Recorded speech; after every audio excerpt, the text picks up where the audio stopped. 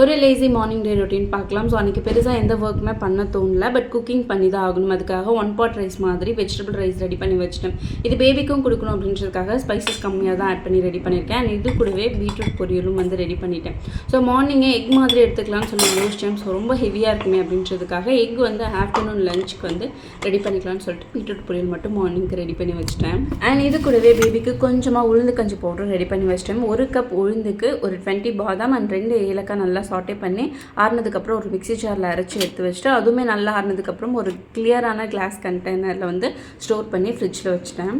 இந்த உளுந்தங்கஞ்சி powder 1 week கிட்ட தாராளமாக வரும். ஸோ இந்த மாதிரி லேசி டைமில் பேபிக்கு ஏதாவது ஒரு இன்ஸ்டண்ட்டாக குக் பண்ணி கொடுக்கணும் அப்படிங்கிறப்ப 5 to 10 மினிட்ஸில் ஈஸியாக குக் பண்ணி கொடுத்துடலாம்.